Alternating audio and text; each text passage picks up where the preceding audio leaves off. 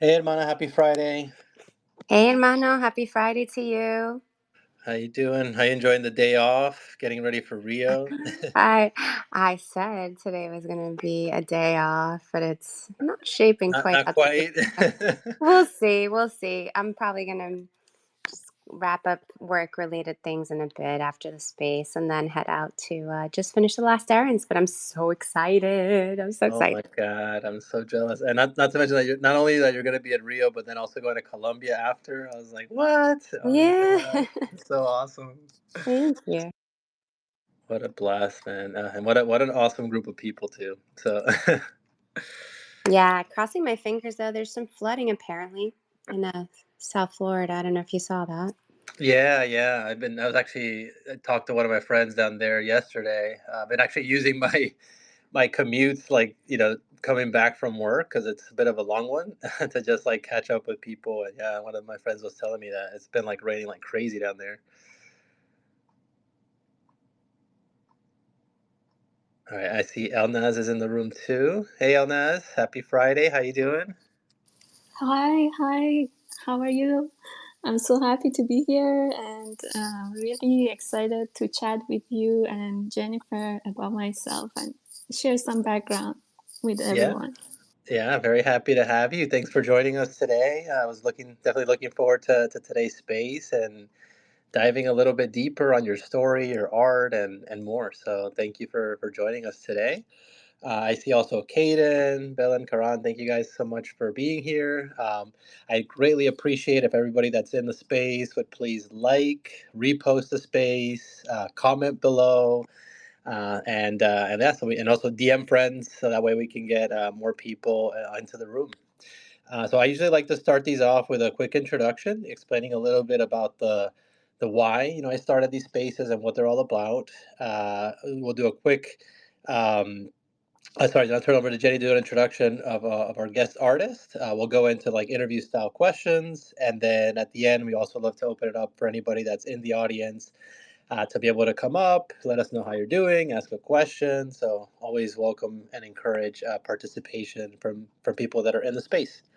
So this is a space I started more than a year and a half ago, really to shine a spotlight on talented artists who are part of the Web3 space. I had noticed that there was other spaces out there that were really just giving very little time for people to talk about themselves and share their artwork. And I really wanted to do something where we would go a bit deeper than that, right? And do more in-depth interviews to learn more about the artist behind the art, and hopefully in that process bring greater awareness to artists, foster new connections, and more importantly inspire people who maybe have a creative passion to start a journey of their own in this space. It's a very inclusive space, so we welcome artists of all nationalities, backgrounds, artistic styles, from seasoned professionals to emerging talents. We really try to be intentional about bringing a very diverse range of voices from the community. And we also celebrate how art and creativity bring us all together. Our space is sponsored by a company called Surreal AI, which I think is doing something really, really cool in this space. They have this awesome technology, this attribution technology for Gen AI that helps the Gen AI models recognize creators and ensure that they receive real time, credit whenever their work inspires any kind of new AI generated content. And today, for people listening, if anybody that puts a comment below on the space will be entered into the chance to win one of five monthly pro subscriptions for their platform. So it's just a really cool opportunity to be able to check that out. So with that said, I'm going to turn it over to my lovely co-host Jenny to introduce our guest for today. Thank you so much. Elnaz is a photographer, 3D, and AI artist who combines her different artistic disciplines together to create stunning, visceral, and moving works of art. She is the recent recipient of a grant from the Hug. She has collections cross chain and collectors from all over the world. Her magical realism invites viewers to question what can be reality. And with that, Giancarlo and I are thrilled to welcome the talented Elnaz to the space. Hello. Hi, Jennifer and young Carlos. So happy to be here. Thank you for the lovely introduction. It's our pleasure to have you today, Elnaz. Thank you so much for being our guest. I think Jenny was mentioning to me, I think that maybe the bubble for leaving comments might not be showing up for everybody. If that is the case, you can feel free to send me a DM to let me know you were here as well. So I'll honor that for the entry to get one of the pro memberships for a month for Surreal. So just wanted to put that out there in case anybody has issues putting a comment below. All right, and with that said, then I wanted to kick us off, Elnaz, on the interview of yourself. I did read a few articles, some previous interviews you had done, and I did read that that you were born in Tehran in Iran and immigrated to Canada with your family in 2003. And one of these articles you mentioned that like as a young girl you were facing an identity crisis and language barrier, and you struggled to find a sense of home after moving to Canada. And this actually led you to then to photography as a way to reconnect with the surroundings. So I thought that was a very interesting, kind of story behind why you wanted to get into photography. But I was curious, how did you actually discover photography itself and start your journey with it in terms of like learning how to do photography and all that. So I'd love to learn a little bit more about that side. Yes, definitely. So, as you read in the article, I was very young when I moved to Canada, and being an introvert and dealing with like social anxiety, I was trying to find a way to reconnect with the new environment I was placed in. And that started actually with like a very simple uh, camera on my phone, like those flip phones with like 2 megapixels. I started just capturing the environment around where I lived, and I used to just go to different parks after school, or even like skip classes and go to nature instead, because I was dealing with a lot of anxiety, and that was making my emotions like kind of, it was a therapeutic way to just deal with my emotions, to be in nature. And I started just doing photography for my own pleasure, just taking pictures of the nature. And in Canada, where I lived, it was a suburban area. It's very beautiful and inspiring actually to live there. And that's actually why I became a photographer. Maybe if I lived in a city, it wouldn't be this way, or I'm not sure, but that's how it all started. And slowly I really became passionate about photography and got a point and shoot camera. And when I realized this is really what I want to do, I decided to do my bachelor for photography. And for maybe 6, 7 years, that was my only medium. I did video and drone photography, aerial photography. I never limited myself to one tool or one medium. I always wanted to experiment with different styles, different angles, and reimagine the environment I was placed in. So it's all like very long journey to where I am right now as an mostly AI artist. But yeah, photography has always been my passion. Well, I'd love to hear that. First and foremost, that you started out with that simple camera on the flip phone, and that it helped you kind of get through that difficult time and that difficult transition. Going to a new country, and especially being an introvert, then that I'm sure making it that much harder, right, to be able to connect and relate to people. So I'm really glad that you found that, and that was such a helpful thing for you to deal with emotions and cope with the challenges. And really cool that you got to be in that area in Canada, exposed to all that like beautiful nature, and that really kind of inspired you to then continue to do the photography and then end up studying it and everything. So really really cool, and thanks for for sharing more about that background on how you started out on photography. Another thing that I found kind of interesting when I was reading some things in preparation for the interview is that I read in one of the articles that your usernames have the number 555 because the hour 5:55 means a lot to you. And I was curious if you could share a bit more about why that specific time has significance for you. Yes, definitely. So, when I was younger, I used to, maybe it's very personal, but I used to speak with someone online, and he was far away from me, but this hour we would call each other at 5:55 in my time, and he would call me on that time where he lived. So that hour 5:55 became something very special to me, and I just kept it in my username. So, and I believe in like the power of numbers. I feel every number has its own message and its own meaning, and these reoccurring numbers happen to me a lot, and I really wanted to just keep that special moment for myself and just kept it in my username. But it's a very long story from like many years ago.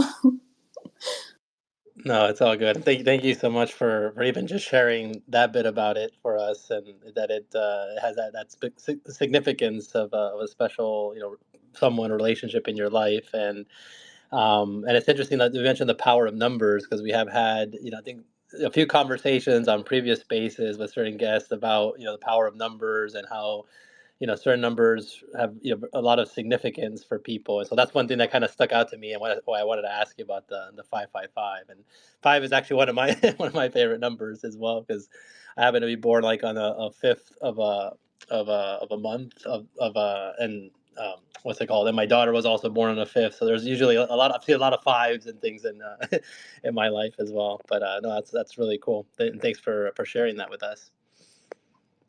Yes, I feel like five is my lucky number. It's been like showing up in my life for a very long time, and three fives, I think it makes it even more special because um, when you see the clock, like if it's 111 or 1111, I feel 5:55 is like the last number in the clock that happens, like it repeats, because after that we don't have like Hmm. 666. So I think it's very special number.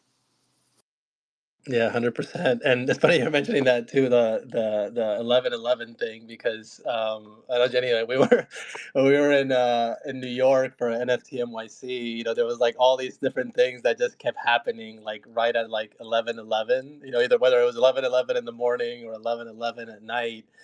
And like we ended up like talking about this afterwards, and now like I noticed that like a lot nowadays. Like I don't know, like it just, how do I say, like I'm doing something and then I just happen to want to like look at the time, and it is like 11:11. I'm like, oh yeah, and so yeah, it's just something really interesting and fascinating about that.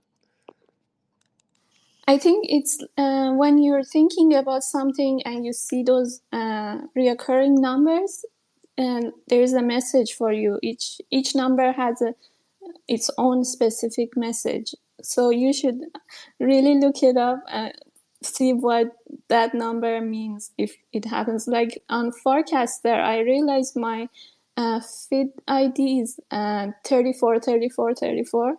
And that was very strange. I looked it up and it had very special message. I was like, wow, that's very interesting. Like out of all these numbers, this has to be mine. Very interesting.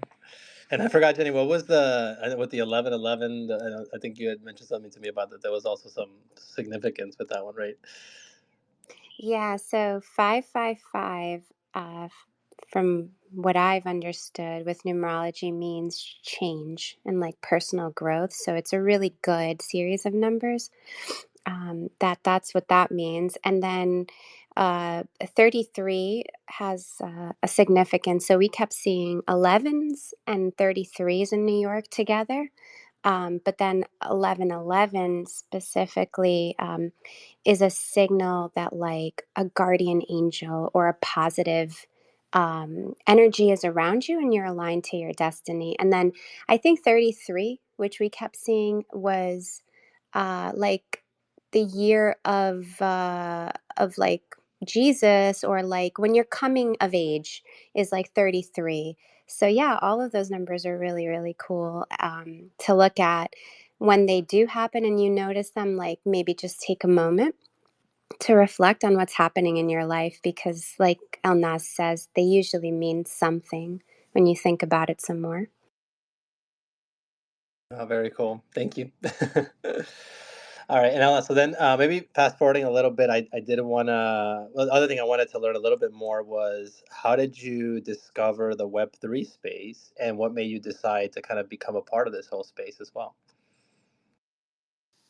Yes, so that experience was very by chance, because I was very active on social media all these years, just posting photography. And after 2022, when COVID happened, I switched to 3D art because I couldn't really go out and do photography.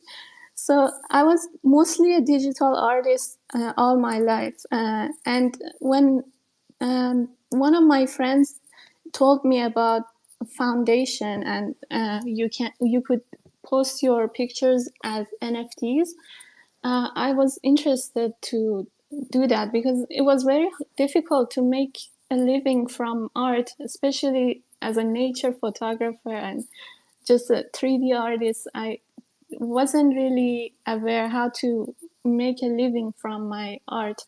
So when she invited me to foundation, I started to be more active on Twitter and just connect with more Web3 artists. That's where my journey began, and I was very lucky to find very supportive collectors and great community early on. And that's how I just stayed in this space all these years. I'm very thankful for everything that happened to me, all because of that very kind friend that invited me to foundation.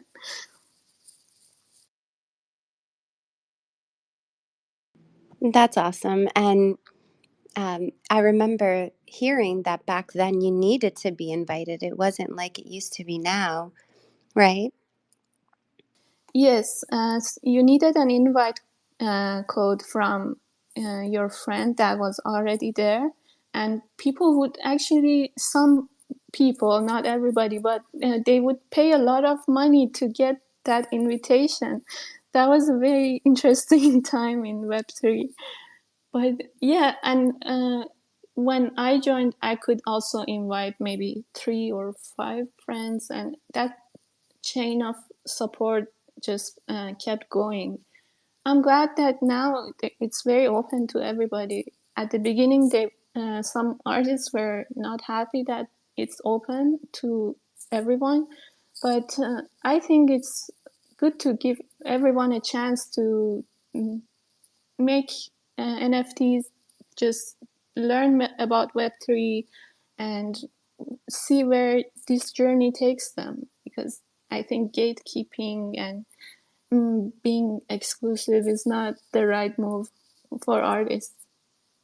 I agree. And if we're supposed to be here to be like a different thing compared to what's already been established, in the art world. So that's awesome that you got that invite. Super cool. And that it really set in motion your future success.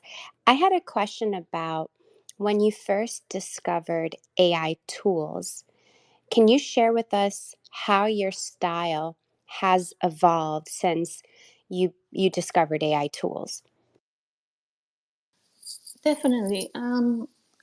When I started first using AI tools, I tried the ones that were getting popular, like Midjourney, DALL-E, Firefly, and I was trying to find my own style within the tool, because the AI can like dictate its own style on you, and it's very difficult to find a very consistent aesthetic in your work. So I tried to recreate the spaces that I was making in 3D art and with photography. I tried to use prompts to recreate those spaces, and it took a lot to actually find that consistency in my work. But the thing with me is that I'm also always inspired by everything, and I like to try different things, like different aesthetics. So it's been like very challenging, but also I enjoy this process because when you're working with AI, it's also giving you ideas as you're working, and that could like lead to a whole new project that you didn't even think of. That's the beauty of AI, I think. When I'm working, it just sparks different ideas in my head, and there's this like never ending process of creativity, and like that's very what I enjoy about AI. Definitely. I'm also an AI artist, and it sparks a lot of creativity that makes me continue to just prompt. I'm like, oh, I didn't consider that. Let me use that element and just keep going. So it's a very cool collaborative tool, that's for sure. Um, Now, your current style is one that I read you describe as magical realism, which blurs the line between the natural world that's around us and fantasy. That blurring creates these really beautiful moods and feelings when I look at your art. I was wondering if you could walk us through your process. Like, how do you approach your prompting, combining the photographic elements, and when you do your art, do you begin with an idea and a concept already in your mind, or is it more intuitive as you go with the process? It's more intuitive. I usually start with a very general idea, then go into more detail, and depending on the results I see with my prompts, I just uh, choose what is appealing to me and work with that more. But always nature is the main focus in my art. I try to place it as a mirror towards my identity and um, reflect upon what I feel about nature, about the landscape, flowers, birds, and what symbolism I could use in my art when I'm creating these surreal but yet very real environments. And I'm always interested to ask this question: what is the difference between a memory that is lived and the one that we only imagine or dream of? And because I feel like memories in our head are images, and when we see those images in our head, it could be as real as a real memory that we saw, like we experienced. And that's what my main focus is when I'm creating art. I try to blur the line between reality and fantasy, because I feel like reality is never enough. I feel there is a curtain that I need to pull and show what is this um, something beyond what we see every day. And I think magical realism is also about that, like transforming the mundane into the magical, like the fantastical scenes. Yeah, I can feel it. I love it. It's so captivating. And the style is so flexible too. Like, you'll have these like super colorful pieces that like invite me into a world of play and whimsy and childhood like feelings. And then sometimes you do ones that are so quiet and still and have such a neutral palette. and are very soothing. So I really feel like you accomplish that magical realism, like you describe it, very well. In addition to the static images that you also do a good amount of video in your body of work. And I was going through your YouTube, and several of them fascinated me because of the movement. It almost looked like as I moved my phone, I was seeing different perspectives Hmm. within that image itself. And I was curious if you could share how you went about creating some of those videos. Yes, for sure. So, some of the videos I have on YouTube, they are actually VR videos that I created. One of them for an artist residency I was attending in Banff, and I took that using a 360 camera. So I would go to different locations and record that environment using a 360 camera. Then I would edit them and create a video that the audience could use VR to be actually in that environment and look around. And one of them is for my thesis that I worked in Iceland, because I studied my master's here in Iceland, and I created that using 3D art. I had to recreate the whole space using Cinema 4D, which is um, like a 3D software, and I recreated uh, three of my reoccurring dreams. So that video is like three different scenes, and I wanted to talk about the same idea that I mentioned, like what's the difference of reality versus dreams and memories. And that was very challenging because as a 3D artist, I, I can't call myself like a professional 3D artist, because it's everything I learned was through YouTube tutorials. And I was facing challenges like how to create this kind of like scene, make that kind of object, and it was all like learning as I created.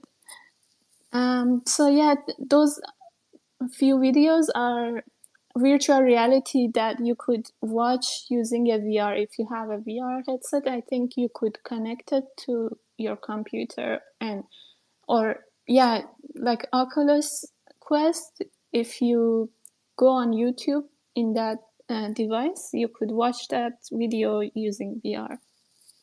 I'm excited. I do have a VR headset and enjoy VR a lot, so I'm going to definitely hop on and see it from that perspective, which I'm sure is super wild and immersive. And for anybody who hasn't seen the videos, I pinned a lot of them up to the top, and I just think that there's something to be said about self-taught artists. Like it's wonderful to, get your education and do all of these things. But I think it's so important to do what you just did, what you just described, which is just to like sit and learn yourself and teach yourself through YouTube tutorials.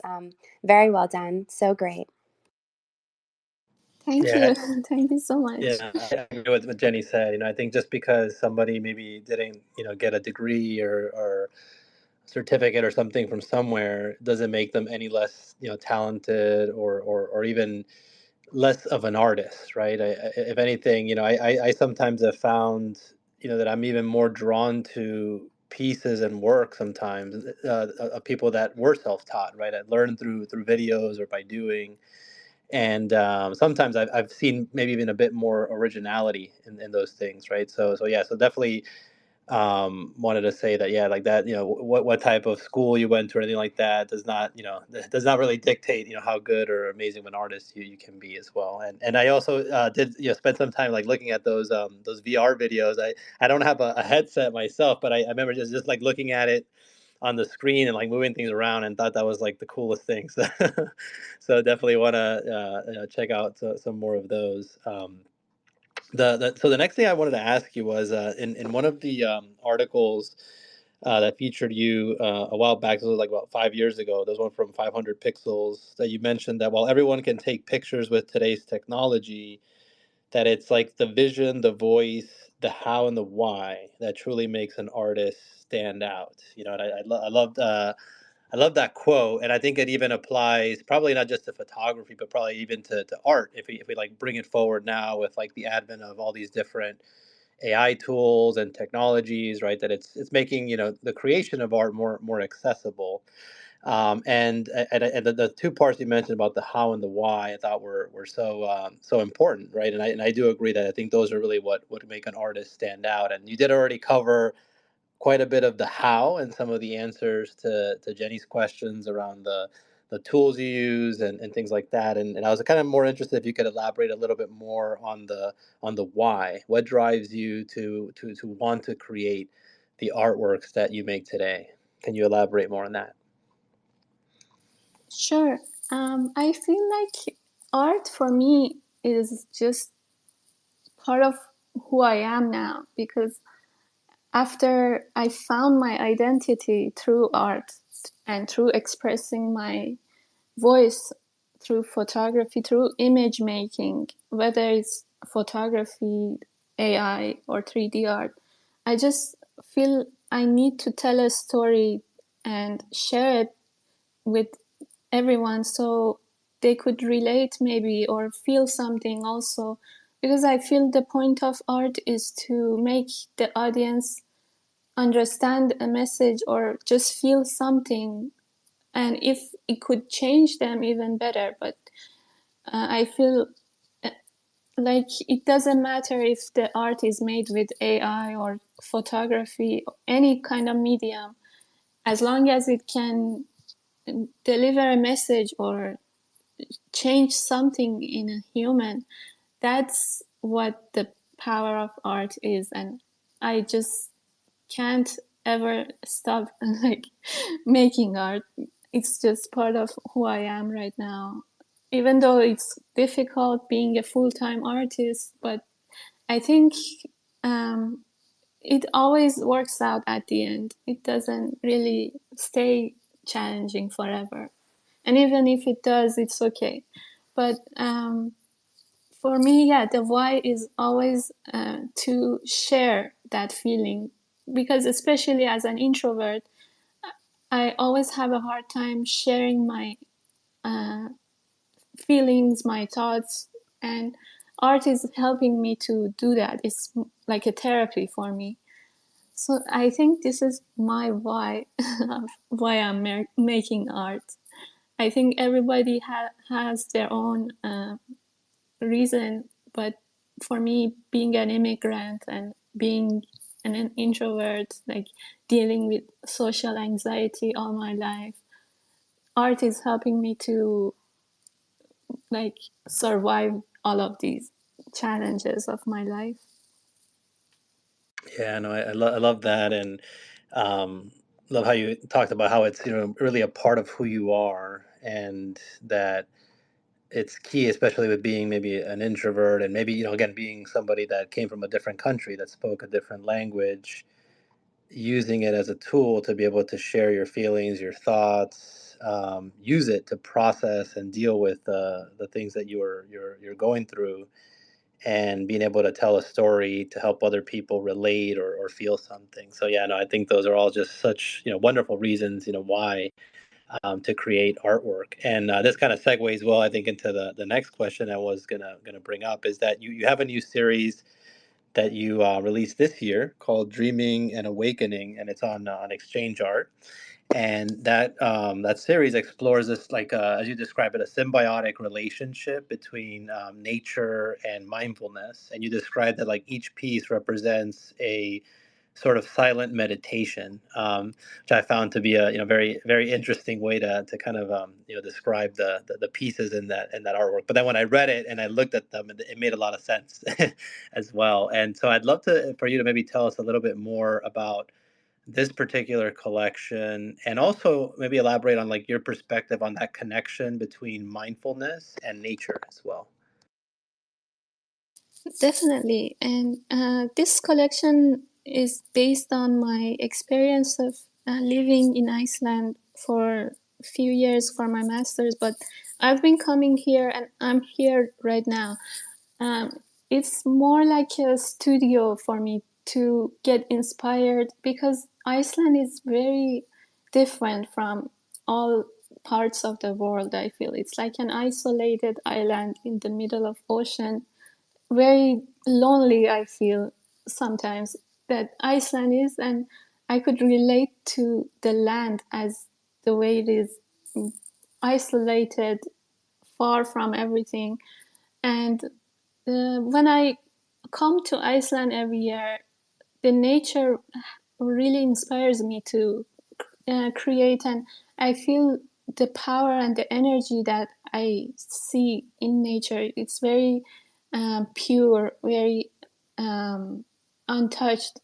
And when I was creating this series, I wanted to capture that mystery and the supernatural of part of Iceland that is very dominant actually in their culture, because they believe in a lot of folklore about hidden people.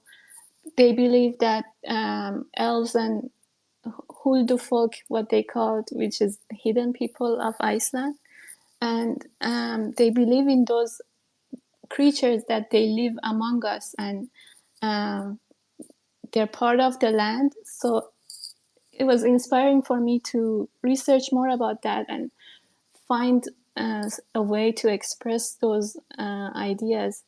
In this series, I made it using AI, but the landscape is places that I visited in my uh, stay here, and most of the locations are actually like locations that I photographed and I worked on them using AI. But yeah, this magical aspect of the land I wanted to show using these surreal environments with a touch of like poetry, and because every title has its own message and the description also goes with the title, and I wanted to also leave it kind of open for the audience to interpret the way they want to see it, the way they relate to those images.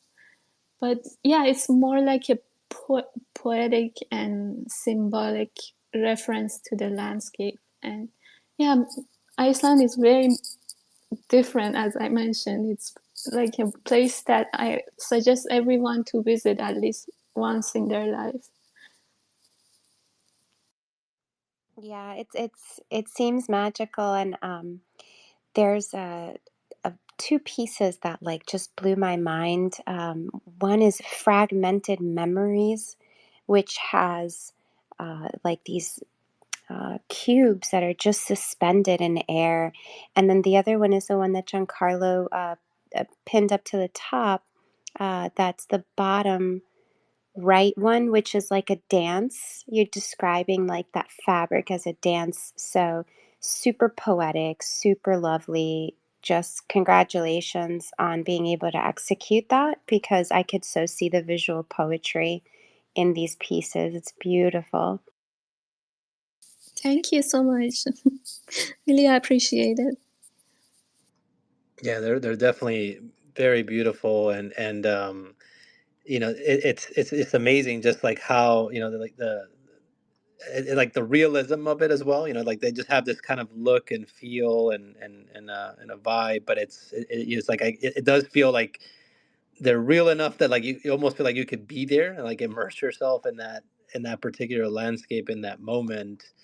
And yet there's also like so much emotion and things like expressed in these pieces as well, right? Without even having like too many elements. Like there's one with this like face. I think it's like the bot and the one I pinned up, like the second one on the bottom. There's this kind of face like built into the ground, and you could feel like that calmness, that meditation, that oneness with nature. When looking at that piece. I mean, yeah. So they're just absolutely beautiful. Yeah, and definitely really capture that vibe and that essence you were going for. So love it.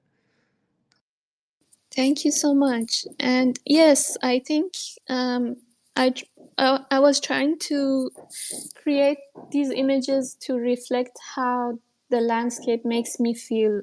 So every picture serves maybe as a self-portrait as well. Sorry for the noise. I don't know what my neighbor is doing today.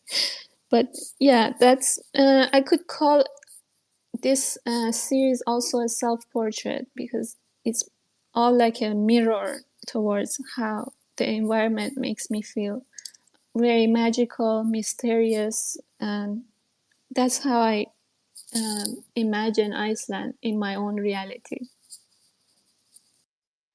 Yes, and speaking of Iceland, you have an open sea collection of aerial photography from Iceland. And you stated in the description of one of the pieces that you were moved to tears seeing the effects of climate change on nature. I was hoping you can maybe share with us what that residency experience was like for you. Yes, definitely. Thank you for mentioning about that project because I feel I didn't really post about that series a lot.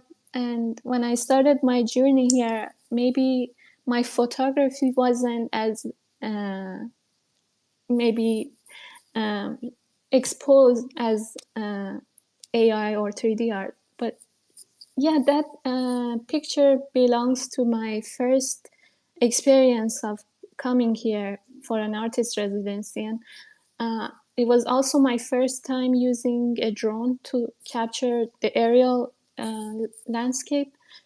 And when I went to the glacier lagoon, it was the first time visiting this type of environment where I see actual glaciers like melting and slowly moving towards the sea. And being so close to that experience, when I could hear these pieces actually melting, breaking, it was very touching feeling for me. And I wanted to capture that using a drone because when you see the scale of this uh, event happening, that's when it affects you even more. But being close to that, also seeing it in an eye level, was also very like emotional for me when I could hear these ice pieces breaking. But it felt like they're speaking to each other somehow, like slowly floating in the lake and moving away from the glacier. And it was a very special moment when I saw that in the beginning.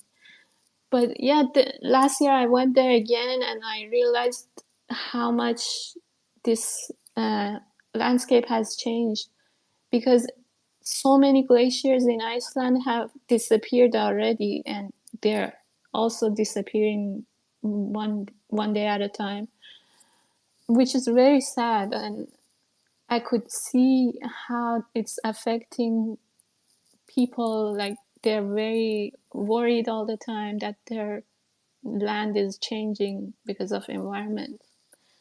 And I was always like interested to capture these types of topics also as a photographer. Some of the pictures were published in like National Geographic, and I'm glad that I could uh, show what is happening.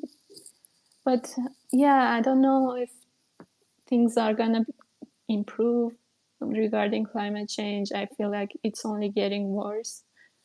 But yeah, it's very difficult situation in Iceland. They could really experience this change in their environment more than maybe other countries. But I think in terms of like climate, since last year we're seeing a lot of natural disasters more than before, like wildfires, like flooding.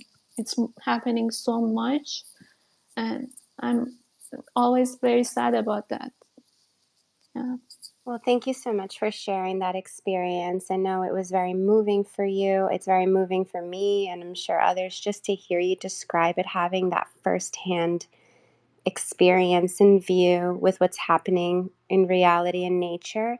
And also, congratulations on those being, published in National Geographic. That's a huge accomplishment for a nature photographer. So kudos to you. And I'm going to switch the topic just a little bit. I was going through your Tezos collection, and you have two artworks which instantly made me have goosebumps. One is Imposter Syndrome, and the other is Let Me In Here. And I noticed that unlike some of your other artworks and collections, there was no descriptions for these pieces. And I know what I felt when I was looking at them, but I was curious if you could share with us what you were trying to communicate through those two artworks, Imposter Syndrome and Let Me In Here.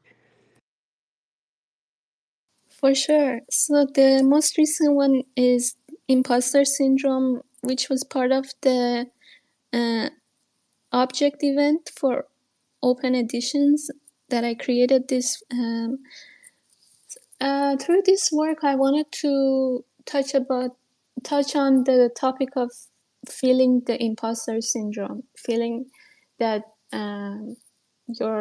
you or your work as an artist. This is the topic for me, like feeling imposter syndrome.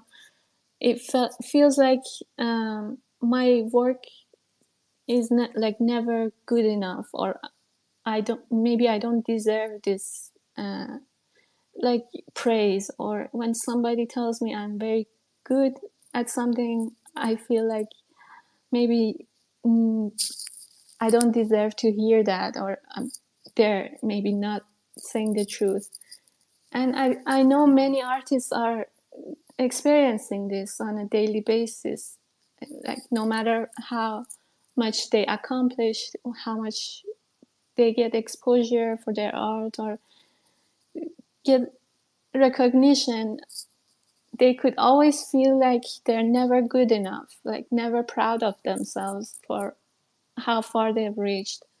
And I feel that in other aspects of my life, even sometimes feeling like I'm not doing the right things, or I'm always upsetting people with my personality, the way I am. It's very challenging. Like I'm always also vulnerable in my emotions in sharing these feelings publicly. But I think, especially on Twitter, it's been very hard to have that support sometimes, because sometimes I got that response from people that I'm being like manipulative, even for sharing my insecurities and sharing what I'm going through as an artist.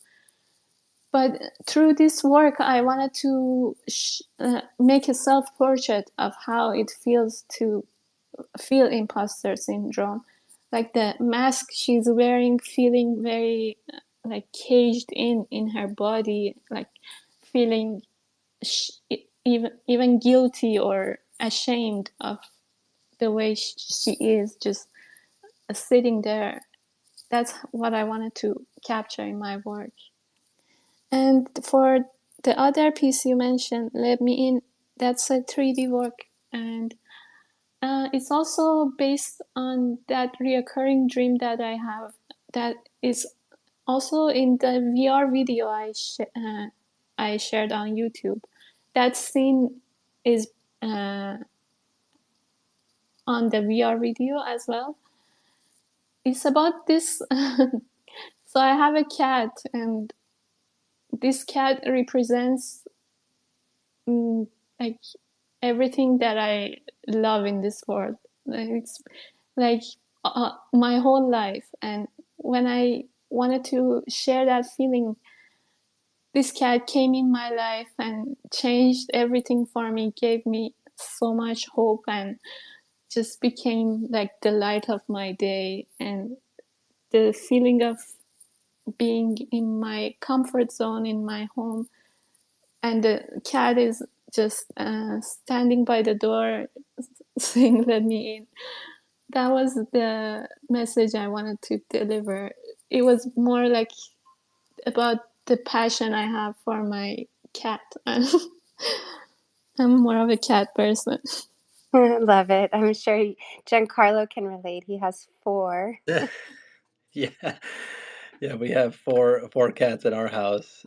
We used to have two, and we had to unfortunately put one of them down. And then my daughter was like on our case about wanting to get a cat, and she had seen her cousin get one recently. And then we were like, all right, if you like take care of our current cat for a month and demonstrate that you can do that, then we'll go to the shelter and get one. And then my wife's sister, she's a veterinarian, and she's like, well, you can't just get one, it's good to adopt two, so we ended up going to the shelter, and the plan was to get two, and then we walked out of there with three of them. So now we have four cats, and yes, they're all very wonderful. It's funny, and growing up I was actually never a cat person, but I've grown to love them very much, and it's always interesting because they do all, each of them have very different personalities. So I love that you made this piece here about your love for the cat. Yeah, and really quick, I just wanted to point out like the really cool thing about art is that you could see so many different meanings. Like when Hmm.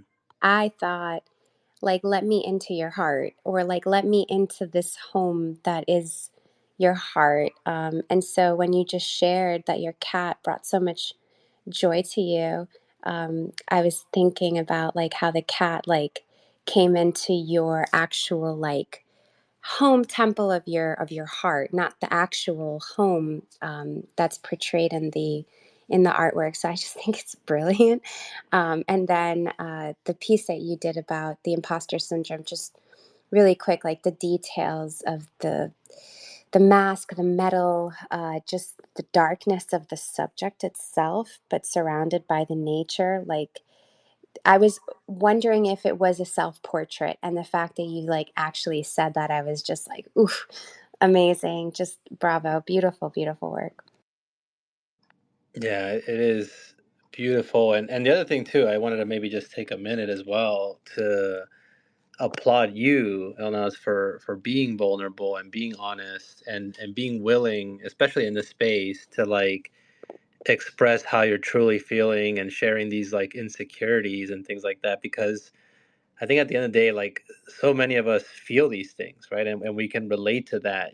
But sometimes I think we may get caught up in wanting to always show a positive side or a good side, or the parts of us that that are more confident or whatever, to the world, but don't and maybe because of fear sometimes of like what people may say or think, or if there's going to be some kind of negative consequence of sharing, when you do feel insecure, when you feel sad, or when you're down. And so I do applaud you for doing that and sharing those things, because and creating artworks like this that show those sides as well, because I think it helps with people to relate, to maybe feel like they're not the only ones that are feeling this way or going through these things. And so I just wanted to take a minute to really commend you for doing that, because I know it's hard, it's not easy to show that side of yourself, to put yourself out there in that way. So just wanted to give you some flowers for that.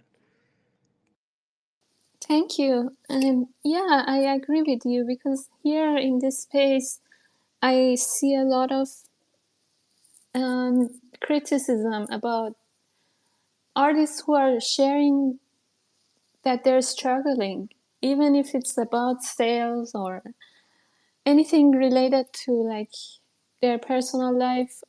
Sometimes I feel a lot of people are being like more, they're trying to enforce toxic positivity.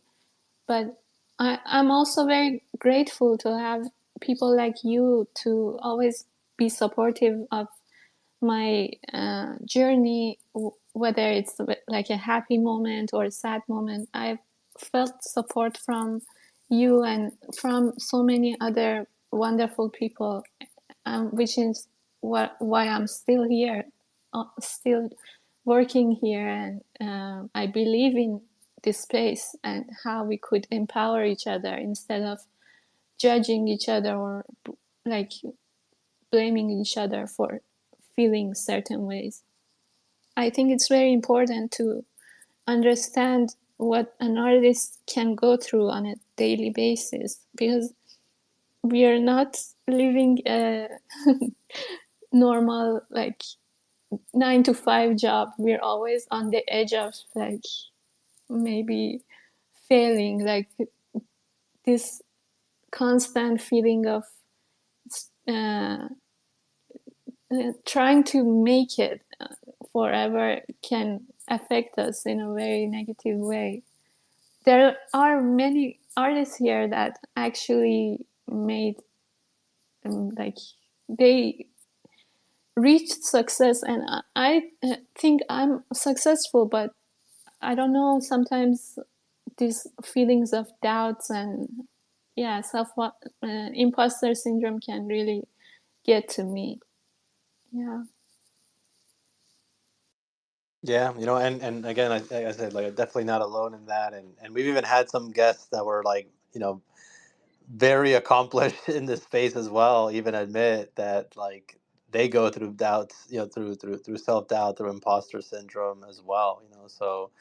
And I can only imagine, because I haven't made a jump to do something like that. I still have like my main job supporting me and my family, but I can only imagine how hard it must be, like, trying to live off of your art, and the pressure that creates, and yeah, I mean, wow, that's again just being able to do that, and again, also being willing to be honest and vulnerable and sharing so much. Again, definitely commend you on all of that, Elnaz, for sure. And where I wanted to go next in my questions was, there's a particular piece of yours that I gotta say is probably my favorite artwork of yours, although there are many that I like. That's titled Solstice, and in this post that I'm going to pin up, you mentioned that you waited about 5 months to mint this piece as a one of one on Foundation, because it is very special to you, and you wanted to choose the right time. So I wanted to see if maybe you could share with us more about what makes this piece that I'm about to pin up so special to you. This piece called titled Solstice. Yes, definitely. I created this piece as it's part of the series that I created, Blues. And when I was working on this piece, I wanted to make a self-portrait of how it feels to experience depression, anxiety. And this winter, I was going through a very dark time in my life. Because when my master's finished in Iceland, I came back to Canada, and it feels like I had to start from the beginning to find a new path for myself. And I still to this day, it's always taking it one day at a time. But this piece just portrays that feeling of hopelessness sometimes, but also seeing the sunrise or the moonrise, that source of light that is just coming up, or sometimes you could imagine it as it's going down. So it depends on the way you can interpret that source of light. But that um, moment of change from sunrise to sunset, or from season to another season, like from winter to spring, that feeling I wanted to capture, that the person is experiencing a moment before change, and that moment can be very dark. That they say like the darkest moment is just before the sunrise, and that's the moment I wanted to capture through that scene. And the landscape is also very rough in a way, that she's sitting on a very rough surface of these barren trees that almost feel like they're burnt in a way, and nothing is growing in that field. But she's still looking at the moon, and the light is shining on her. But yeah, it's that moment that is kind of uncertain about what is about to happen after this change. When solstice happens, whether it's the winter solstice or spring, there's always some type of transformation in our mind, and the way we like realize that something is shifting in our life. So that's the piece that I wanted to share. And I waited 5 months because I created it in winter, in December, I think. And I wasn't sure if I would ever want to like sell it, because I don't know.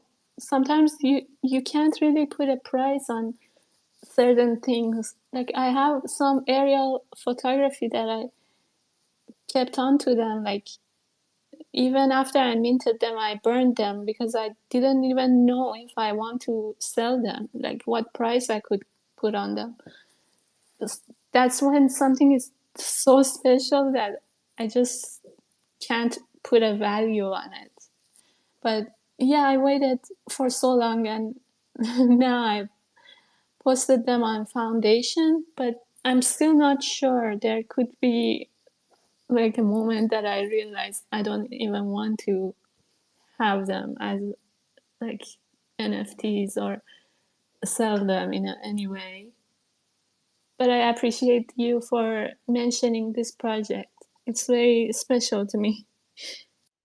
Yeah, I mean this piece, I mean there was just something about it, like the moment that I saw it when you shared it, I was like, wow, like it just struck me in such a way, and it just it has just a way of like impact, creating such an impact, and yeah, I just thought it was such a beautiful piece. And I did collect, I know one that was more of an edition, one that was had a little bit of a similar kind of vibe to it, that you had released afterwards. But yeah, this one I thought was just spectacular. And I kind of saw it, it's funny when you were talking about it and how it could be like the moon kind of coming down or up, and like that transition period, and that going from like one stage to the other. I actually saw it more as like maybe going from that desperation and hopelessness to then being able to then see some light and a glimmer of hope. So things maybe shifting for the better. That's kind of like the feel I got from it.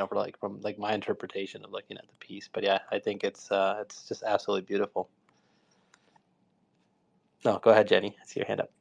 Yeah, I just wanted to say that composition wise, like I think the way that you do a lot of your pieces, and I noticed this in one of the pieces that the Hug used for their announcement post of the grant, you have this way of like doing like soft focus around. And then what that does to the eye is it makes you then go into the focal point. And you did that with this one too, where it's like the subject is crystal clear, but then the moon not so much, the branches not so much. And so it makes you look at the focal point. And I think that's one of the things that I've noticed about AI artists who have a background in photography.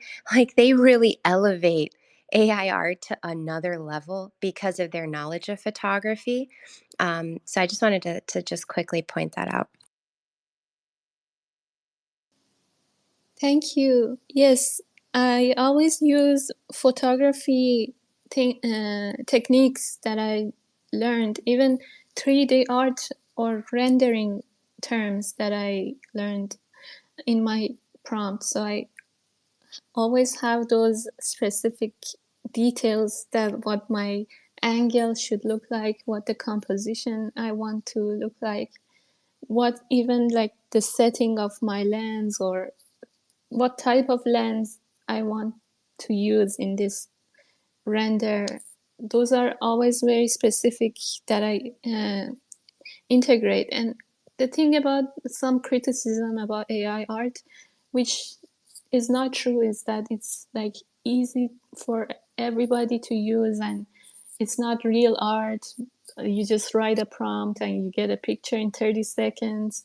But the thing is, those pictures can have a lifetime of like experience behind them.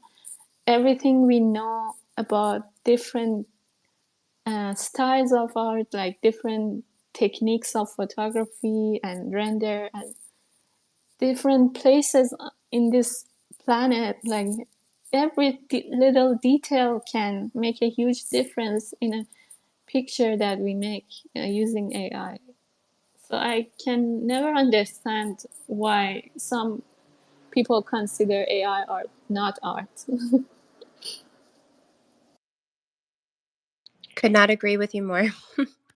Yeah, no, 100% agree with that. And and what Jenny said is so true. I always find that, like, people that already have like a certain skill set or training or experience or background in something, when you see them use other tools like AI, they're able to really take that to like another level, and I think when I looked at your art, I mean, you just like, you can tell, like Jenny was saying, like, that a lot of those elements of your photography background, of the videography, like that stuff is there, right? And your pieces, I mean, they have a certain quality to them, a certain way to like tell stories, to convey emotion. There's also even like an awesome like cohesiveness between like your works. Like when you look at a collections you make or pieces, like even though you are using AI and other tools, I mean, it's just really amazing. It's really really really great work. And I agree. I mean, I think, it's at the end of the day, it's like, what does it matter how, like what tools you're using or bringing together? It's all about like the message you're conveying and the end, like the result, right, that you're bringing forward, right? So whether you're blending together video, photography, digital art, AI, I mean, it's really all about, just the ultimate creation. So yeah, so no, I love it. I think it's amazing work. And I was going to pivot a little bit on the next question, because I was curious about this, and I don't I don't have much information on it, but I did see that you had shared a post about the fact that you love the Pac Moon community, and you mentioned that like people that haven't joined were missing out. So I was curious if maybe you could share a little bit about that, because I really know nothing about the Pac Moon community, why people should join it, and maybe share a little bit more with us about it. Yes, definitely. So it's been maybe a few months that I joined Pacmoon, and it's like a token that you could buy, or you could also earn points by sharing content related to Pacmoon. And it's, I think, inspired by the Pac-Man game, like the old Hmm. game that this Pac-Man would eat these points. And it's very interesting because as a kid I was a very huge like gamer. I would love to play video games and be immersed in those digital worlds, like fantasy digital worlds. And this token is something different. I don't usually like farm tokens. I don't know if it's I don't want to dilute my art and my feed with like tokens, token farming. Like I don't want to really do that most of the time. But with Pokemon, I feel like it's also very special because they're creating a community of artists, and it's not just about a token. It's more like a creative community to connect and even earn some tokens while you're creating content. And for this season, I think it was about you creating some Pokemon related work, and there was certain um, requirements to earn points, like validators who had 10,000 Pokemon in their account. if they liked your post, you could earn some tokens. And at the end of the season, you can it gets airdropped to you. So it's very nice to earn something while being creative and making some art. And I really enjoy that because this type of aesthetic is also interesting to me. The arcade, like retro wave, like neon types of uh, lighting in my art. I try to also use that sometimes regarding Pac-Man because it was a video game. I tried to keep it related to gaming and those types of aesthetics. So if you haven't joined, you could still join, I think. It's a nice community. But since a few days ago, I think Elon um, decided to hide our likes, and now they can't actually give you points anymore because they can't see who liked your posts. And Oh, good. they're working on it. Yeah, they're working on it to come up with a new rule so we could earn points.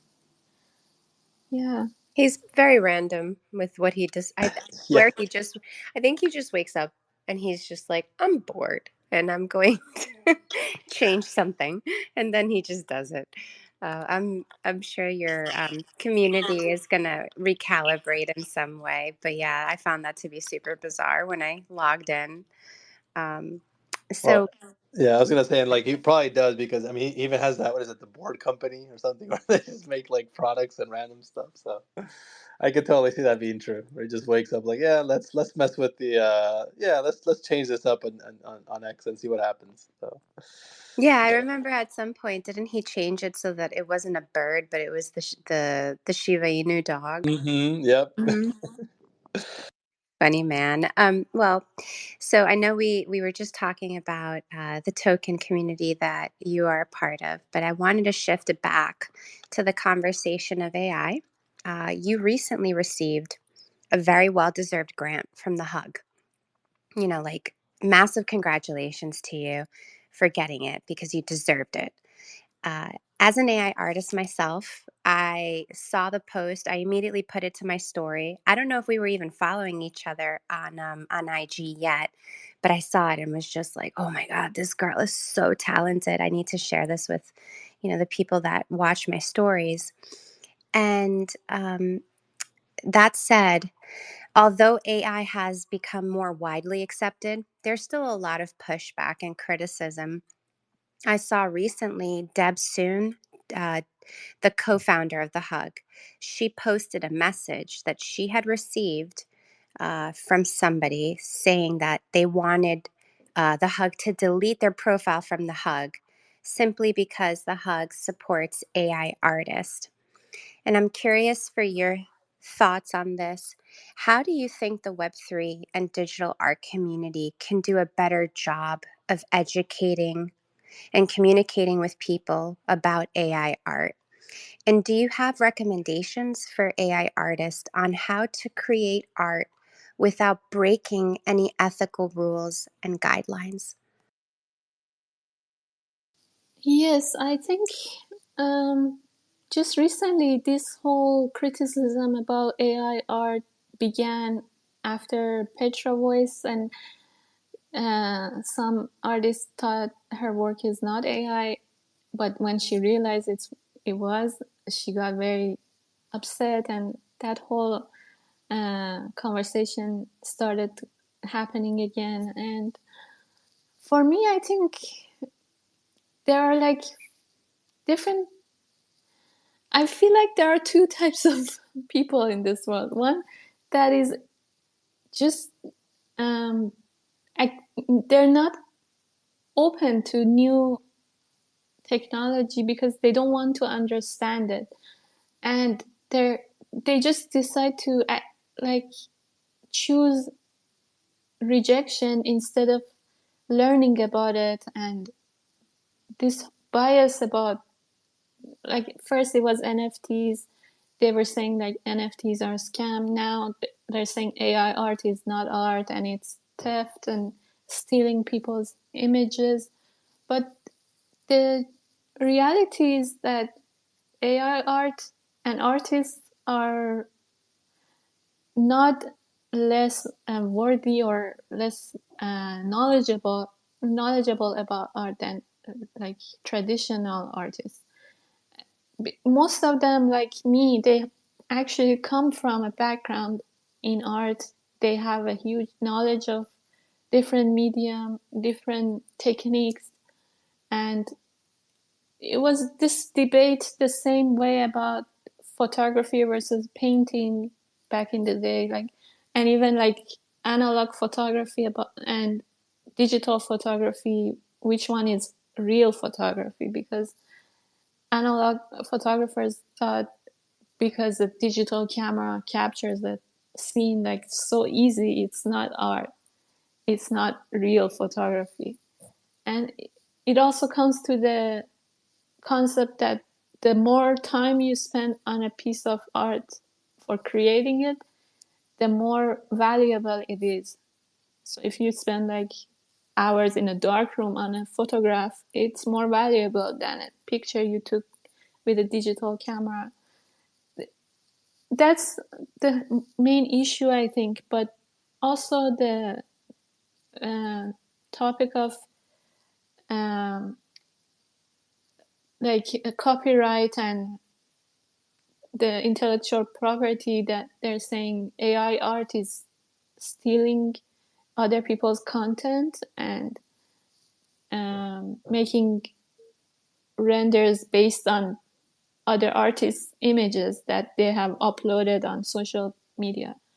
But I've read in many articles, like especially Claire Silver, she touches on these types of issues a lot, and I've learned that AI art is not like collaging or like stitching pictures together.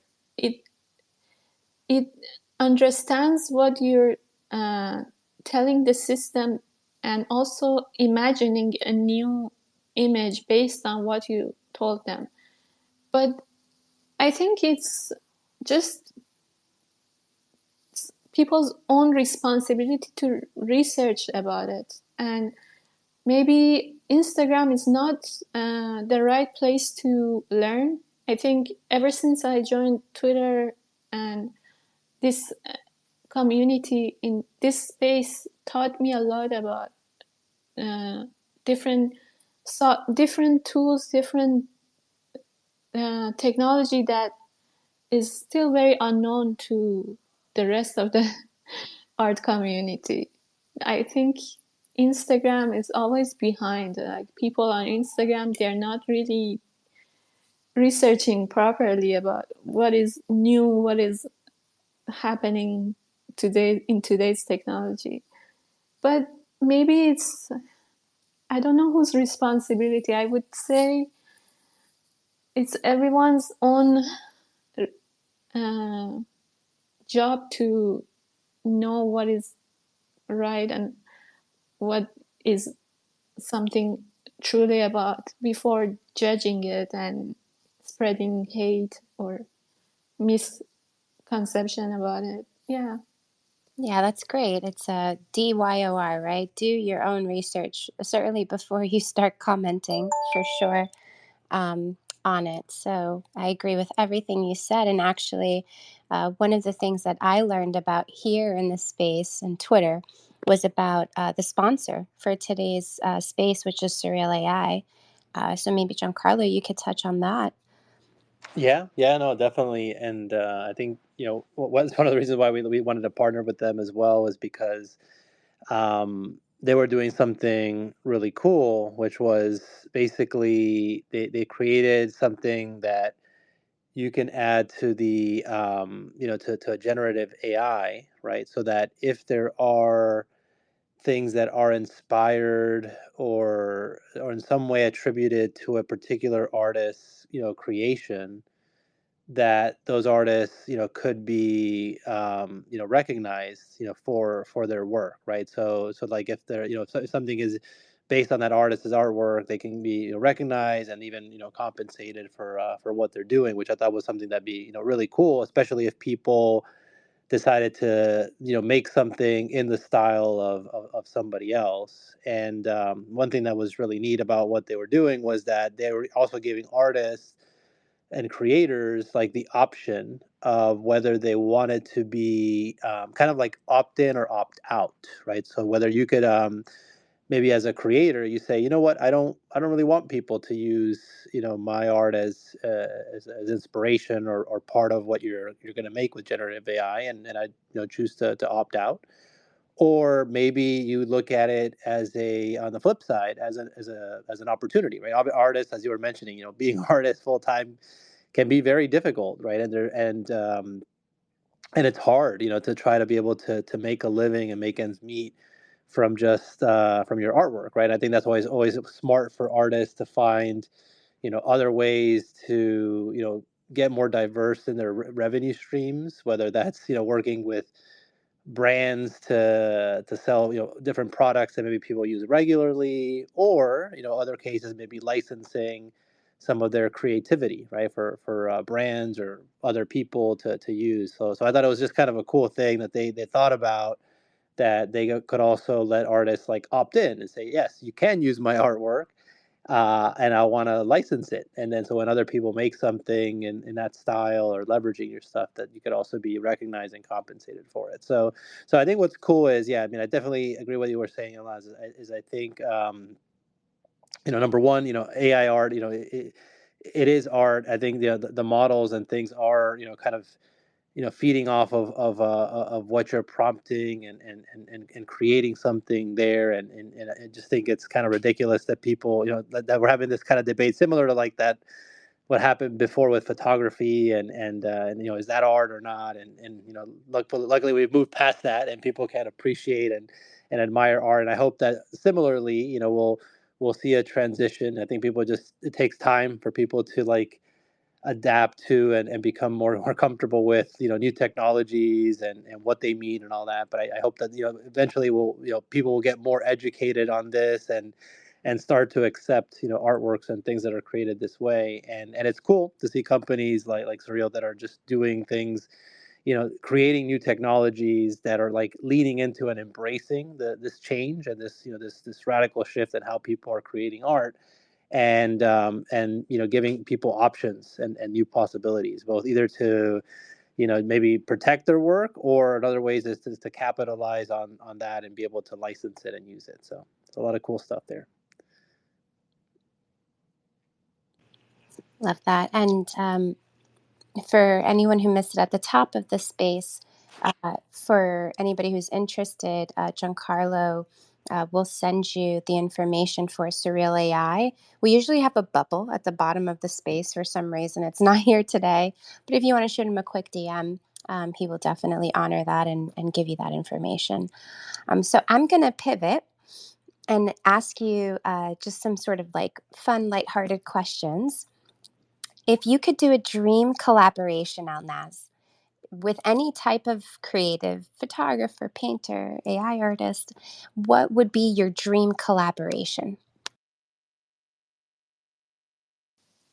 My dream collaboration, I think it would be with a musician, because I feel very inspired with music. Whenever I'm creating my art, I'm always listening to music. Like I go to SoundCloud and just go on my feed, play music, and randomly every song that comes up, it affects the way I'm editing and working on my pictures.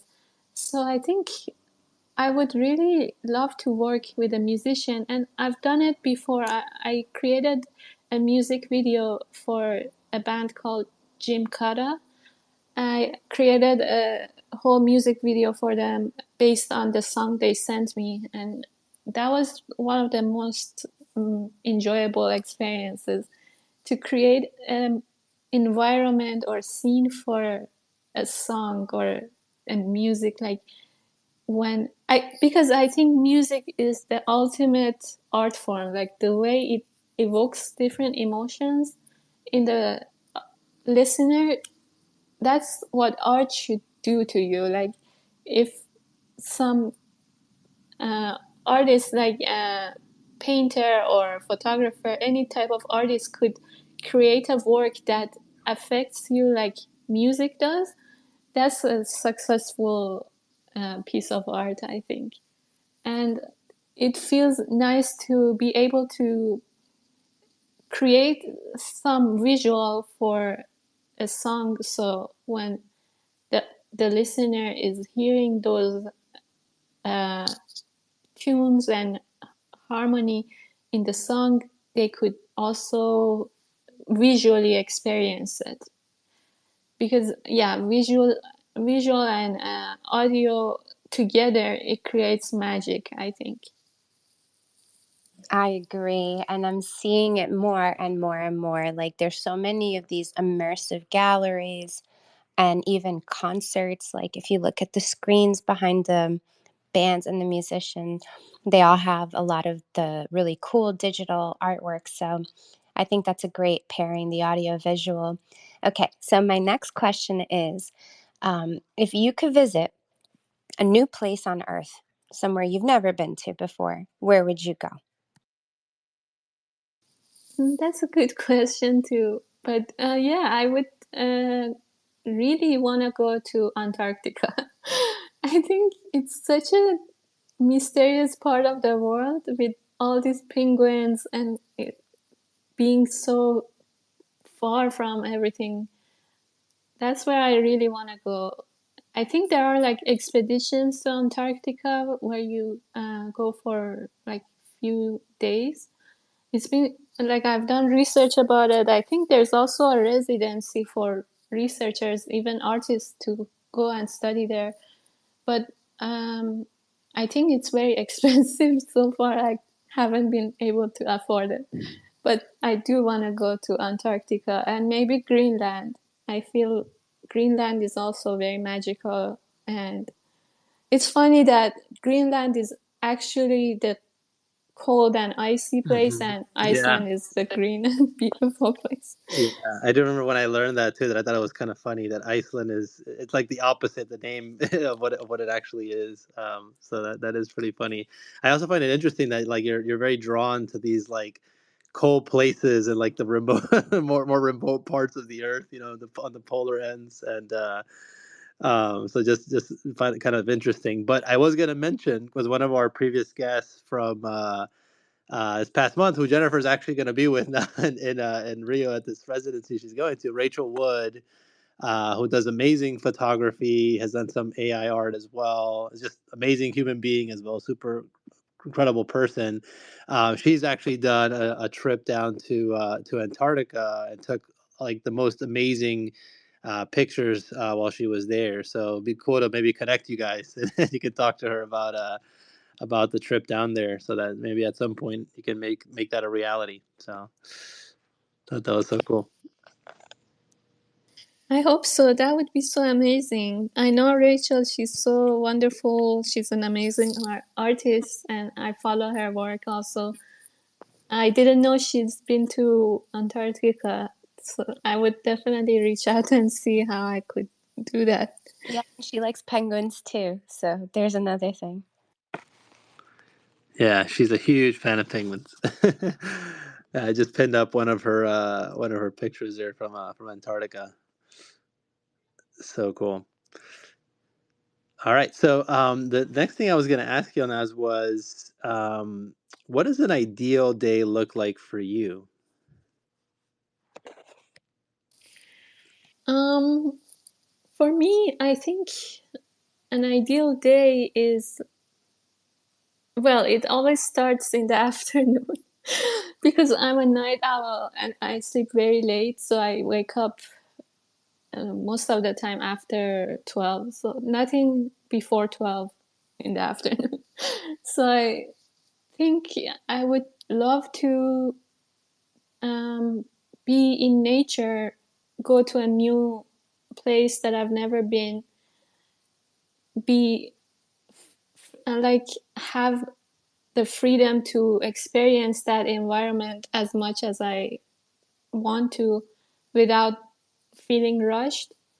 I don't like the idea of rushing to certain things. Like I need to take my time. I'm very slow in my movements, in my actions and thoughts. I have to like take the time to really sit there and experience something. So that would be my ideal day to go on a trip, like maybe outside the city, see some new environment that inspires me.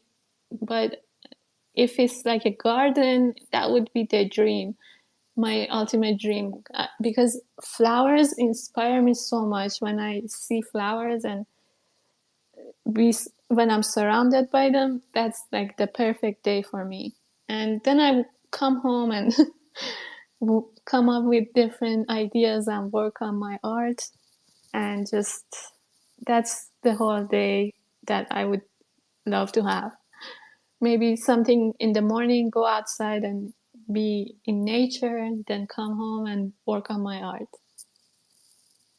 I love that. Yeah, and so well, I guess you said morning, but maybe I'm guessing yeah. So something you said nothing before 12 p.m., right? And interesting about going to a new place, experiencing nature, and not being rushed.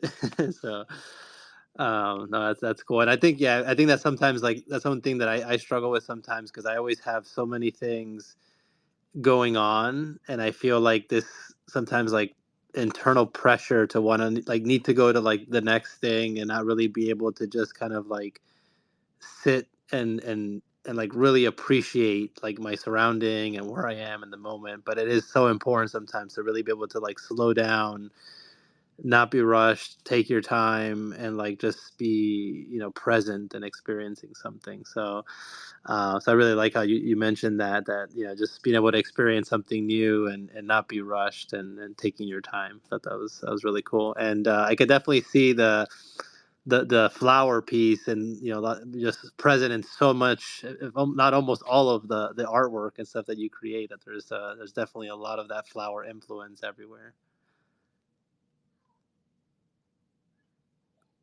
All right, and then next question I was going to ask is one that we ask all our guests, and I'm always very intrigued to see what people say or what people answer to this question. But it is what are your top three favorite movies of all time? If you had to pick only three. It's very hard to choose only three because I actually, in my younger days, when I was more in my early 20s and a teenager, I used to be obsessed with cinema and the world of film, and I could maybe choose different directors that I'm obsessed with, because I would usually choose, like, get to know a certain director and go watch all their films, then move to another director and watch all their films. But maybe if I have to choose three, I would say one is, I think, the one that by Louis Buñuel, The Discreet Charm of the Bourgeoisie. I think that was one of my all-time favorite movies. Another one is Solaris by Andrei Tarkovsky. That was also very strange. It gave me very new idea of um, magical realism, actually, because the movie and the storyline is very surreal. The third one, it's all very like old European movies that not many people have actually watched, but maybe, um, yeah, I love David Lynch as well. Maybe Lost Highway. I love that film. All of them are very mysterious, and they have that like horror also. because I love horror and mystery films for some reason. I have no idea why. As a child, I was obsessed with scary books, scary movies. And even though my art is all like bright and colorful sometimes, but yeah, I love to create these types of like mystery in my art as well. Yes. Those three movies I think are my all-time favorite. Yeah, and these are actually all like new ones for me, so I'm now now I'm like intrigued to go and check them out. But I also, interestingly enough, so I was also like a huge fan of horror books and movies, like growing up, and for like the longest time I'd watch them like a lot. My wife doesn't like horror, so now I like rarely watch that kind of that genre, but I do. I find those kind of films and things like, and stories like fascinating. And I used to actually like writing like kind of suspense and horror stories myself, even when I was like a kid, like growing up. And I always like loved it. I was a big fan of like Goosebumps books also when I was a kid, and that was like some of my favorites. And it's funny that you were mentioning the horror and mystery, because when I was looking at some of your older pictures and videos that you had on YouTube, you have a few things that were kind of like, I actually found kind of creepy, actually, but like very interesting too. Like you had some of these videos where like the music and like the setting and everything, like it definitely gave me kind of like a little bit of like horror film vibes to it. So I had a feeling that you were probably really into like horror or that genre as well. Yes, yeah, some of the videos I made, they're more in the horror and mystery genre.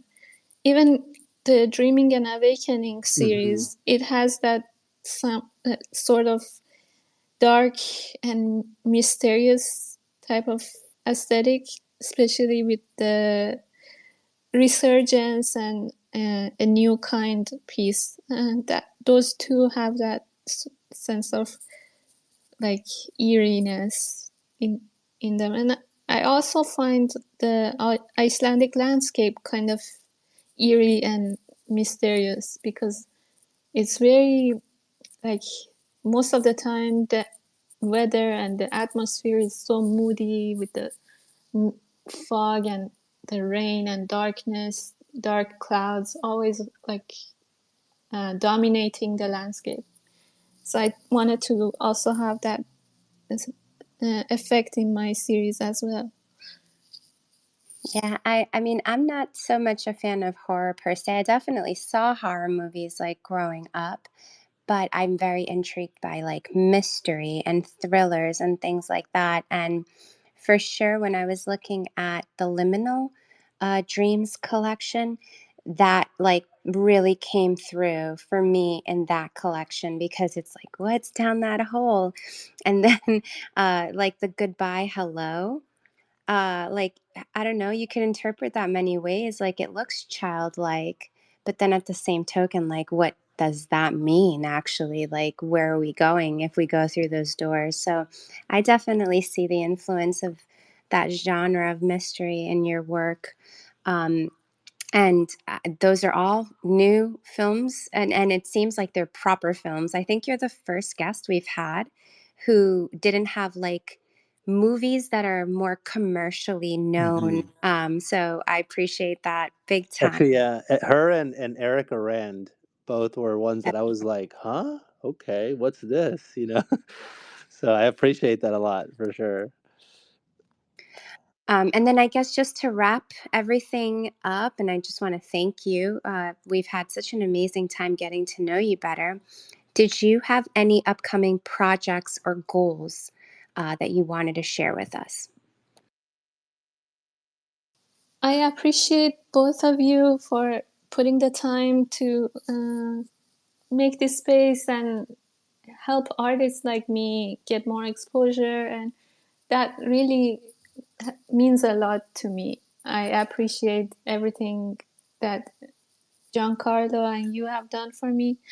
And for my upcoming projects, at the moment, I'm working on a new AI series it's still maybe a continuation of dreaming and awakening, because I'm still working about the landscape, nature, and how I can reflect upon it based on my own impression and the way I think about it. And it's some of the pieces I've already shared on my Twitter since a few days ago. So it's more like creating these very surreal and magical plant-like sculptures, but they can also be a living, like, not only a plant, but they have a sense of like presence, like a ghost kind of uh, creatures that I'm interested to work on. And I don't know where it's gonna go, but this is the start of something new, and I'm excited to share it as I keep on making new things. But yeah, thank you for everything. I had a pleasure. It was my pleasure to join this space, and thank you for everyone to listen to me. And yeah, it was great to be here. Oh, it's our pleasure having you. And actually, before we do go, I did see Dave, we have Dave Moriarty on the space as well. So I just wanted to welcome him real quick and say hello. And how are you doing, Dave? Happy Friday. Hello, hello. Thank you for bringing me up here. I was like, oh, respond to request. So thank you. I'm doing good. I'm just at work and having my lunch, so I'm able to chat. Um, I was really interested in her um, work because I've never seen her work before, and it was pretty amazing. I love the silent euphoria one, where it looks like the plant's kind of made of glass. Very beautiful.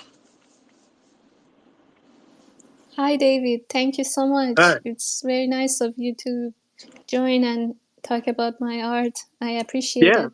Yeah, you're like some of your pieces just the stunning with the visual effects and the colors and stuff. Like even like the one where it's almost like a selfie of you with a Pac-Man. That's so cool.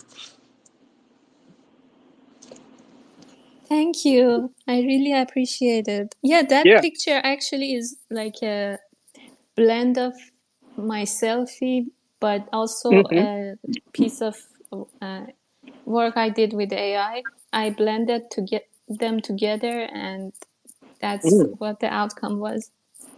beautiful. Yeah, AI is a really unique tool these days to use. Yeah, and that piece actually is funny because I know you just did that for your for like the pack thing, but it actually looks like so well like blended together that it looks like you're actually laying there with those flowers and everything. So Yeah. yeah, it is pretty cool. I do gotta say, very talented there. And Dave, you ready for your trip to Rio? I know you're gonna be going there too with Jenny, and Yeah. uh, that's gotta be exciting. Yeah, I'm really excited about it. I'm gonna be off work tomorrow, so I'll be able to spend all day tomorrow packing and everything, but I've gathered everything that I probably will need to bring there and stuff. My wife like ordered me a bunch of new shirts and stuff. It's like I want my husband to look good. Oh, Love She's it. like almost like more excited than I am about me going. So yeah, That's I'm really awesome. looking forward to it. And thank you so much for being a patron, John Carlo. Like means a lot. It's like even though you weren't able to make it this trip, at least you were able to be a part of it. Yeah, Which is yeah. I mean, amazing. it definitely was tough to tell Selkie I couldn't go, because I was like, oh man, and just obviously such an awesome opportunity getting to go to Brazil, and obviously like with both people that I consider like family in this space, very close friends, like Jenny, you, Cam, Luco. So definitely hurt not to be able to go, but I think it's just such an awesome cause. That's something that what Selkie's doing, to both like bring together more seasoned artists together with more up and coming and some great artists, right, in our space, some of our friends that are just starting on this journey, right? And giving everyone a chance to like kind of further their artistic career. So yeah, I definitely, since I couldn't be there, I figured let me support in any way I can, and I'm hoping she'll continue to do more of these in the future as well. So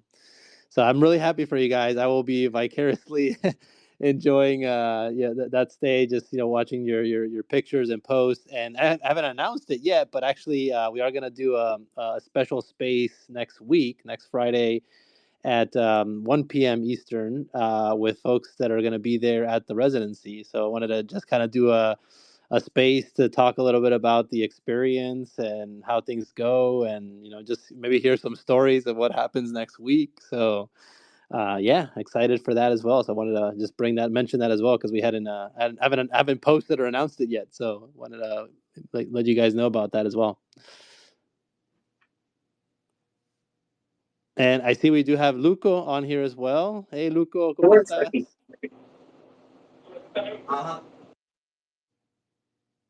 Oh, Hey fam, hey, how are you? ¿cómo están? ¿Cómo están? All good, thank you. Happy Muy Friday. bien. Happy Friday. Oh man, no, I just wanted to join the last minutes of the conversation. I enjoyed so much the conversation, and I wanted to point something to that. When I enter, because I enter late, I'm not gonna say lies. I enter late into the space, but when I enter, something that Elnaz, nice to meet you, said it was that yeah, about the tool of the AI, that she can understand why the people wasn't considering this art. And to me really resonates so much because I always said the same. I used to be a hater of the AI art, of the AI artists and all this stuff, but with the space and with the time I learned that at the end it was a tool, a creative tool. As I use the spray can, my brushes, my stuff, the AI is just a tool for creation, and that just connect myself with the idea that the AI artist was a kind of poet of this generation. So I mean, I never in my life will be able to do the same that some of you artists of AI, like Jenny, like Elnaz, like amazing artists of AI that are here in the space, can do and are able to do. And that's for respect. And I think that that conversation and that idea and that connection, it was beautiful just to listen about it. And I just enjoy it so much. And I just wanted to came, share that thoughts with you guys, say again, thank you for this Friday space. Looking forward to your podcast channel on Drip, Giancarlo. Just Oh joking, man, but I'm hopefully, That's I'm man, keeping my that will be fingers awesome. crossed, man. I hope That will be awesome. That will I be hope we can awesome, get man, to for real. Bibu, man, because I think that'd be a great platform to have these kind of spaces hosted as well. And I just think it's a great fit. It's a great thing people could tune into there. They can claim the episodes and drop a few drops here and there if for appreciation. So I think it would go really well. And so I was telling people, I'm Yeah, like, hey, man. we've had some of your awesome artists already on the space as well. So yeah, that's really. Oh man, and One Love is coming, baby. So well, That's stay right. tuned. That's Yeah, so right. no, that would be awesome, man, because the audience that you can catch up and